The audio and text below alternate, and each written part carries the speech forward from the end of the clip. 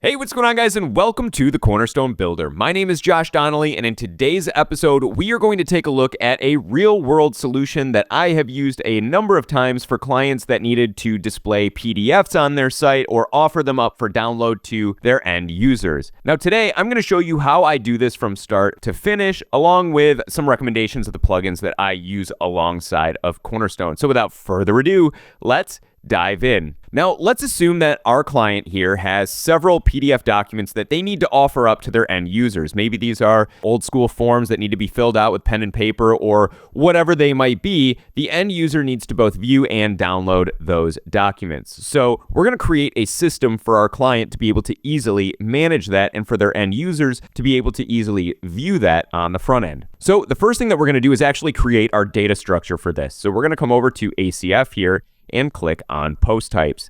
And we are going to create a new custom post type, and we're going to call this documents. We'll give it our singular label of document, and we'll give it a post type key of documents. Now, I think that's looking pretty good right there. I do want to come down to my advanced configuration. I'm going to disable the editor, featured image, custom fields, and just leave the title for now. Under labels, you'll want to make sure that all of this looks good. I trust that it's pretty good, so we'll go ahead and leave that as is.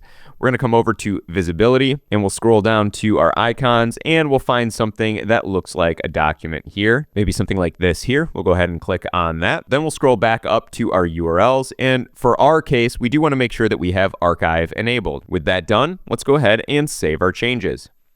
Now you'll notice right away we've created our documents custom post type, but if we were to click on add a new document, there is nothing to add here aside from a title. So we're going to come down to ACF again, and now we created a post type, so now we're going to create a field group for our post type. We'll go ahead and click add new. We'll call this documents, and now we could add fields that might need to be associated with this. For our use case here, we already have a title.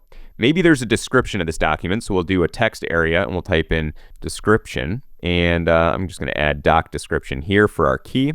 And then we need the file itself, so let's come in here and we're going to type in file, and we'll go ahead and add that in, and we'll call this document file, and down here we'll just match this doc file. There we go. And that's looking good. For the return value, I actually want the file URL, so I'm going to go ahead and click on that. And then you could add whatever other relevant information is necessary here, but I think that's good for our use case. Now let's scroll down to settings, and this is where we set the rules for how to apply this field group. So we're going to say if post type is equal to, and we want to find our new document post type here, and we'll go ahead and save. And now when I jump over to our documents and I click add new document, I have some fields here. So we could put some placeholder copy in the description here, like this here. We could give it a title. We'll call this document 1. Then we could go ahead and we could click add file for our document file. Now I've already uploaded some examples here, but you could just add these to your media library. So we're going to attach document 1 here, which is a PDF, and hit select. We'll go ahead and publish, and that gives us a baseline to now start building out our 2 templates.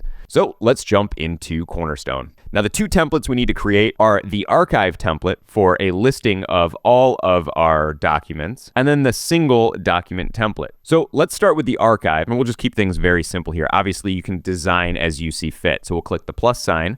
We're going to come down to our archive layout and click create. Now, this is only going to work if on that previous step you enabled archives for your custom post type. So we're going to do 3 things here. First, we're going to make sure that we label this appropriately. So we're going to call this our document archive layout. Then we're going to come down to settings and make sure that we are applying this appropriately. So we're going to add a condition for post type is equal to, and then we want to find our document post type right there. So we'll go ahead and add that in.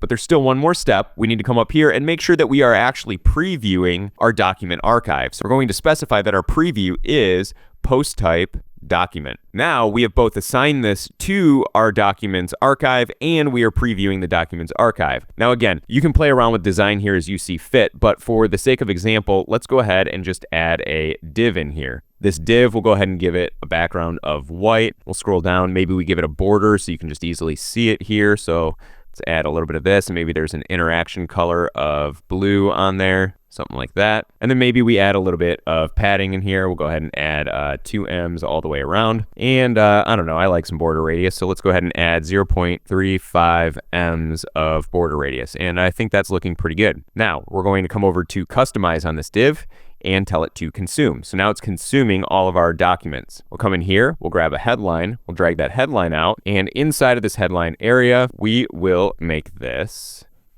the post title. And there we go, document 1. That's exactly what we want.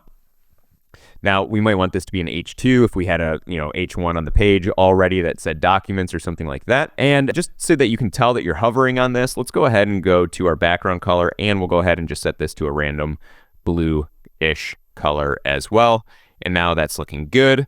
I'm going to come over to effects. We'll link child interactions. We'll come over to document here, our headline, and we'll give it an interaction color as well. Let's make it white. And now when we hover on this div, you can tell that everything is being brought into focus. Now there is one more step, which is to give this entire div an A tag. So we'll come into here, into our HTML tag, and set this to A. And that enables our URL field here. We'll click on dynamic content and type in permalink. Now, clicking on this will take you to document 1. So that's great. Let's go ahead and look at this on the front end. Okay, here's document 1. And if I click on that, it takes me to the page for, as you can see up here, it's the page for document 1, but we have not yet built out that single template. So let's jump back into Cornerstone here, click on the plus sign, and now we want a single layout. So this is going to be what each of our individual documents receives. Just like we did with the archive layout, let's go ahead and give this a name. We'll call this document single layout.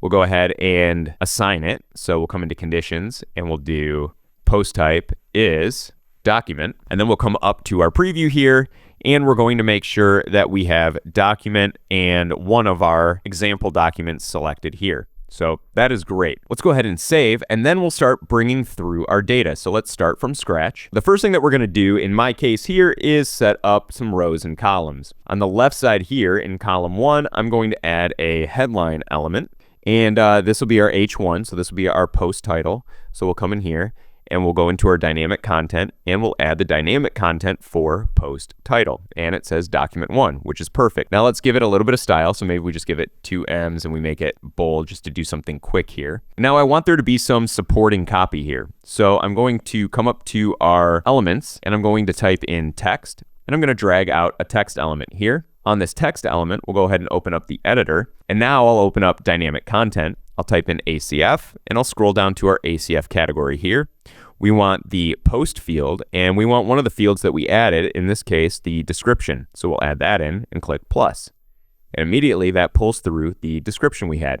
Now, I think there needs to be a little bit of breathing room on that text, so maybe we give it a line height like this here, and maybe we make it just a tad smaller, 0.9 M's. Yeah, that's looking pretty good right there. Now, we want to allow the user to do 2 things here. We want them to be able to view the PDF right on this page, and then also download the PDF. We'll get to viewing in just a minute, but for downloading the PDF, all we need to do is add a button to our page. So we'll grab this button here and drag it out, and I want this to be right justified. So I'm going to enable Flexbox, and I'm going to set this to vertical center, horizontal end, and now it should be centered with column 1, but over on the right-hand side.